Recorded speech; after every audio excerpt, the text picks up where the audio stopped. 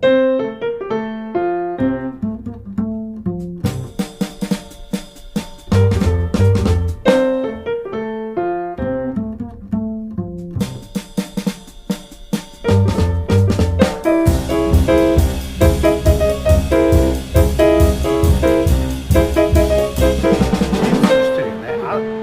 らそれはちょっと今誰もまだできてないよね。できへん。もうああんな風に弾きたい。あとね、ピアニッシモからこれのねダイナミックスの出し方がね、もう全然違う。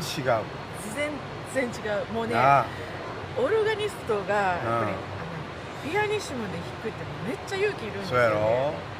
ろ。でそこからこうビルドアップするっていうのなんか、すっごいエネルギーがあるし、そうや。でそれはねドラマにも読める。言えるな。てか福さんと一緒だったら、ほら同じものを見てきているから、そのイメージするものがあるけど、人によったら止まりはるし、それで終わったと思って。ああ、そうやな。ああ、まあもう終わってしまったね。あ、まだやってるのかよ。ごめん何。ほんなもうそこでね、緊張感切れるやん。切れるな。そう勝手に終わっとるわなんで。で、あとね、やっぱりいつもスティックばっかりじゃなくて、やっぱブラシで、繊細にやってもらいたいんじゃないですか。でもそれってあんまり伝えられなくて、てかもうね、今は諦めました。そうじゃないところでも弾けるやろ。そうやな。オルガン弾いてるとブラシで合わせてこようっていう人少ないんですか？やってくれる人いるけど、そのピアニッシモにからそうビルドアップしてっていう幅がもっと狭いからみんな思ってるのが、そうやな。まあでも結局ブラシに変えてもちゃんとその相手のピアニストに合ったブラシ奏法しないとさ、ブラシでも結局ブラシに持ち替えてもなーってやってたら意味ないわけ。そうやね。そうやね。だから何のためにブラシに持ち替えるかっていうね。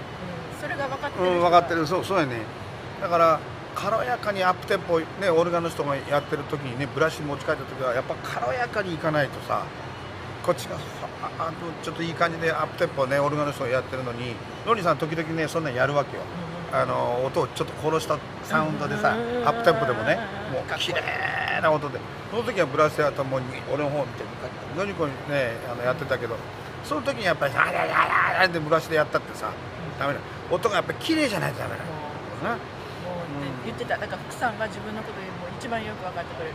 いやまあ嬉しいけど、まあそうか。ね、まあほんでずっとやってきて、でまあね、グラディさんの出会いもあったりしてね、でまあルーさん出会いで、ここ数年はあれですよね、もう一人のグレートドラマージェフ・ハミルトンさんの出会いがあって、今そのバンド結構ね、あちこちツアー行ったりしてもらえる。その話ちょっとジェフ・ハミルトンさんの話、あれは多分ね、福さんと一緒にガラージでやってた時に、ベールジャズフェスティバルの、まあ一番偉い人の、ハワード・ストーンっていう人が来たんですよ。で、まあ、1回目と2回目の1回目のセットが終わった時にステージに来て、ベールに来ないかっていうフェスティバルがあるねんけど、でその時に福さんもルーさんで来たことがあるって言ってはった。そう。すごい山くコロラドの。山ね。息がしにくいとこ。そうステージに酸素吸入器を置いてるとこ。そう苦しくなるよ。そう。私酸欠になったもん。酒欠じゃなくて酸欠ね。いやでその時に僕もいいけどすごい君のためにぴったりなドラマ用意したって言ったのがジェフやって。そっから始まり。もうそっから始まり。それって何年ですか？2012年。よう覚えてるな。今でそれが始まってちょこちょこエリアに行くようになったりするんやな。で多分ね、その頃ってまだ他の日本人のオルガニストがもうやってはったかもうやめるかぐらいで、でジェフも多分どうしようかなと思ってたと思うんだけど、ほんならジェフの奥さんが、私の作った曲「ファンキーガール」えらい気に入ってくれて、で実はジェフにプッシュしてくれて、この子面白い。奥さんがジョニーさん。なるほどね。まあそれで始まって、でまあまあもうあれ何枚出したの彼とは？彼と3枚。それ全部鶴見がリーダーですよね。いや最後はアキコ・ハミルトン・デクターって3人。ああそうか。なんか最初の2枚は私のアルバムで、ね。でそのうちなんかジェフさんって自分のピアノトリオがあって、ジェフ・ハミルトントリオがあるから、まあそれまで私の名前でギグ取ってくれてはってんけど、みんながやっぱりジェフがやっぱ窓口だから、そのブッキングの、だからそのジェフ・ハミルトントリオとすごいコンフューズする。から、だからアキコ・ハミルトン・デクターにしよう。なるほど。それでまあ1枚、まあ3枚目が出たわけですね。そうですか。今後はどうですか？ジェフさんのバンドまた仕事あるんですか？今年は。来月インディアナポリスのインディージャズフェスティバル。それはいいですね。で、10月はスイスランド。スイスランド。あそこ？マリア。1週間。そう。もうどうなってんのかなと心配したんですけど、大丈夫なの？入ったみたいよ。そう。あと大事なことを忘れてたんですけど、やっぱりニューヨークでやっぱり一番なんていうんですか、ある人と出会いがあってね。はい。結婚なされて、まあその人のお話をちょっとしていただきたいんですけど、大事なこと忘れてました。そうやね。あれはですね、遡るところ、多分2007年ぐらいだったと思うんですけど、ジェリー・ウェルドンのギグで、ロングアイランドのエルモントっていうところにあるミックスノーツっていう店、そこでギグの時にジェリーのドラで来て、でそれが出会いで、でもなんかまあまあみんなジェリーとジョーはもうすごい友達で、もうベリークロスですよね。だからなんかみんな演奏したら私とジョーだけ独身でもずーっと友達やってんけど、なんかなんでやろね。いやなんでやろなぐらいもうびっくりしたわ。なんかやっぱりほらそのとんがってた頃を経てですね、なんかまあ頭打たれて、やっぱり家で安らぎたいなと思うようになって、やっぱりパートナーって必要やなと思った時に、まあ周り見てもそんな独身いなくて、なん一人大きい人がいい。誰でもいいっていうわけじゃないもんね。でもそのええ人やったからよかったな、ほんまにな。向こうはめっちゃびっくりしてたけど、おまはんがちょっと気持ちあるようなことを伝えたらびっくりしたの？向こうが？それももう忘れ、その日に今日乗ってきた車やねんけど、車が来た日で横に乗せてもらってて、なんかいや僕ね彼女と別れて一人になってって言ってね、ほんなら私と付き合おうよって言ったら、ほんならえって言ってそれこそビレッジヴァンガードの周りを同じとこぐるぐる意外とだから嬉しかったのか分かんないよ。何回もそんなこと本当って感じでこうね。多分いろんな噂があったと思うし、もう出たと思うんやけど、まあね良かったですよね。鶴見とゴールインできてね。ありがとうございます。本当素晴らしい。いやみんなもう僕もびっくりしたし、みんななんて。いやもうねみんなが何年持つか何ヶ月もうすぐ別れるやろうと思ったけど、意外と泥が続いてるんですか。2015年に結婚して。2015年か。結婚。一緒よ。いや俺らはね籍入れたら14年やろ。シティホール来てくれたやろ。あれ14年やったっけ？あれ14年。そうや。15年は京都でも式挙げたけどね。2014年のそうか。冬。もう指輪もうたのは婚約。これですわ。それもうたのが2014年。でそのじゃあほぼ同じじゃな。一緒ぐらいやってね、なんかその時に日本に一緒に行って、でなんかジョーは、デイビッド・マシューズのビッグバンドでそのまま残ってたんですよね。ほんでうちの親そのコンサートに行って、私に結婚してくださいって言う前に、親に聞いて、親から親に「あきこさんと結婚したいんですけど」ってなんかあ携帯の翻訳見せて、ジョーからご両親にお願いしたの。わお、びっくりしたよ。母親はね、この人こんなに真面目ないい人やのにあきこがまた傷つけたらどうしようと思った。そっちかいな。逆やな。親全然娘のことめちゃくちゃ思ってるやん。なるほどな。そうもうだけど、まあそういうこともあったりして乗り越えてね、今もうねほとんど自分のニューヨークのそのローカル活動もね、ジョーさんが入ってね、もう本当仲良く2人で頑張っておられますけど、こうやってジェフさんのバンドで、ツリーにバンド、ツリーもいろんなシチュエーションのバンドがあると思うんですけど、今後なんかこれからどんななんかいいこう企画みたいなのあるんですか、将来。来年3月に、クレイトン・ハミルトン・ジャズ・オーケストラとヨーロッパにツアーに行くんですよ。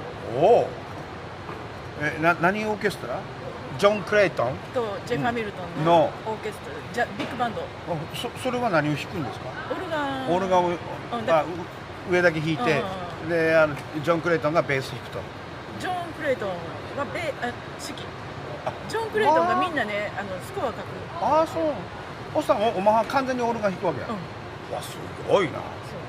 まあでもジェフさんと一緒にやってるからね。でそれあれもギター入んの？ブランベット。なるほど。そうそのピアノもいるし。それピアノもいるんだ。今まで2回ぐらいやったんかな。なんかビッグバンドでやるとか言ってた。コロナのちょっと前、なる前で。なるほど。ジョン・クレイトンさんがスコア書いてくれはるから、いっぱい曲作って、送って、なるほど。可能性のあるのをピックアップして。そう素晴らしい。まあね、オルガニストのロニーさんもちょっとビッグバンドやった。あともうジミー・スミスもねみんなやってたし、すごいな。もう本当にニューヨークでね第一線でどんどん実力も出てきてね、もう知る人ぞ知るで、やっぱりもうなんかクイーン・オブ・オルガニストっていうのをもうね、もうそこまでね大変だったと思うんですけど、いろんなねお話今日聞いていただいたから、鶴見がもうバッキングどうしようどうしようってそんな時代もあったわけですけど、今は本当に素晴らしいミュージシャンになられました。はい。あとはですね、今もう今後のねそのお話も聞きましたけど、なんか他にこういうこともっとやりたいなっていうのは何かありますか？コロナの間にね、仕事なかったじゃないですか。でほんまに初めてぐらいちゃんと勉強したんですよ。なるほど。ジミー・スミスのちょっとコピーしたりとか、YouTube 一生懸命見たりっていうのもね、やっぱりオルガニストって全身使うから、ドラマーもそうなんですけど、ちょっと体が資本で、私コロナの前に手が痛くなって、なんか言ってましたね。でいずれにしてもちょっと休養せなあかんかった。だから全然オルガンも弾けないし、だからコロナ休み最初は良かったんですよ。でその時にいろいろ見て、やっぱりねすごいオルガンっていうかジャズという音楽、そしてもう音楽ってすごい幅広いなと思って、奥深いなと思って、でいやだから実はなんかやってんでしょ？何が？いや薬とかじゃなくてなんかやってる。いやなんかやってるっていうのはなんか体をなんかこうあれするのとかなんかそうなんかやってるってちょっと聞いたけどね。この間もね、そのツボにチューニングフォークだから音を、いろんな音階の音のバイブレーションをツボに当てて、治すっていう、それアーキュトニックっていうトニックスっていうやつなんですけど、そのクラス受けて、でね、なんかそれはなんかまあツボとだから西洋医学と東洋医学と混ぜたようなやつやねんけど、とにかくすごくて、やっぱツボとあと気の流れ、これは中医学になるんですけど、それを整えるだけでもう体が健康になる。楽になるとか。でそれとやっぱりね、ほら日本人って根性気合い入れる時ってどうしても体に力入るけど、もうルーさんとかさ、ドクターとかもへなへなやねんけど、ルーさんなんか北島三郎みたいじゃないですか。もう決める時ファッてまあね。I don't think I can play anymore。わもうライトやね。そう、right there でしょ。でやっぱりそれっていかに脱力してるかなっていうのにかかってるかな。力抜けてるよね。でなんかそういうのをちょっと研究してて。なるほど。でそういうのを、にやっぱり体の気の流れとか、ツボとかね、やっぱりそういうメンテナンスとか、やっぱそれってすごい大切やなと思ったので、そういうのを。なるほど。だってジミー・スミスかって見てたらこうやっていいもうでも力入ってないもんな、なんかうわーだもんね。上位かってやるし。なるほど。もう大事なことですよね。まあこれはもう特にオルガンもそうですし、ドラマーもね、やっぱり本当こう見てて、この人この数年でどっかこの辺痛くなんじゃないかなっていう人いるけど、やっぱりあれはこう力抜くようにやっぱりこう研究すべきだと僕思うよね。だって脱力しないと入ってくるものが入ってけへん。全然違う。だからやっぱり何年かけてもいいから、やっぱその辺をね、やっぱりこうとにかく練習でもうそれ大事だけど、やっぱり力を抜く、そうするとやっぱり柔らかい音も出るようになると思うしね。だからそれは音楽だけじゃなくてダンスとかもそうだから、アレクサンダーテクニックとかね、なんかやっぱみんなシンガーもそうだし、やっぱ今後がもうなんかいかに脱力してるかっていうのがすごい大切やなと最近思ってます。僕もそう思います。はい。今日長いインタビューになってきますけど、最後にですね、鶴見さんにメッセージ、日本の方にメッセージをお願いします。またコロナが終わったら日本に帰って演奏したいと思いますので、どうぞその時にはお越しください。それとこれオルガンってね、日本人にとったらすごい馴染みのある楽器だと思うんですよ。というのもやっぱりエレクトーンっていう、もう日本にも素晴らしいオルガニストがたくさんいらっしゃるので、ぜひぜひオルガンジャズを生で聴いてみてください。なるほどね。はい。最後にね、最後の締めバッチリです。素晴らしい。本当にね、オルガンジャズをね、日本にね、もっともっとね、広がってね、いただきたいなと思います。で、我々のいっぱい仕事来るようにね、一つどうぞよろしくお願いします。よろしくお願いします。そんなわけで、今ここにいるわけなんですけど、私の音楽の原点は福さんと静子さん。それはもう2人に出会ったことが本当のライフチェンジ。それはありがとうございます。静子さんはすごいなんて、多分すごいシャイな方だったと思うんだけど、すごい心の温かい、もう私いつも励ましてもらって、あんまり喋らないね。でもちょっと一言二言がね、そうやね、あったかいっつうかさ、インパクトがあるっつうか。福ちゃんダメ福ちゃんタバコダメ。いや怒られたなそんなことあった。もうそうで、やっぱり日本に来られた時って緊張してはったんかな。日本に来てた時ってやっぱ緊張してはったんかな。どうやろな。なんかニューヨークに、ニューヨークだった時の方がずーっとなんかリラックスしてはった。そうか。まああんまり人前でこう喋ったりするのをね、得意じゃないしね。なんかまあニューヨークはとにかく好きだったと思うの。今日はね、鶴ヶ明子さんのね、世界の、オルガニスト、クイーン・オブ・オルガニストを、ゲストに迎えましてですね、お話を聞いてみました。ありがとうございました。長い間ね。それでは、次回また皆さんにお会いしたいなと思います。ジャズドラマー田中福士 from ニューヨーク、どうもありがとうございました。チャンネル登録グッドボタンをお忘れなく一つどうぞよろしくお願いします。それではまたね。See you. Keep on swinging. バイバイ。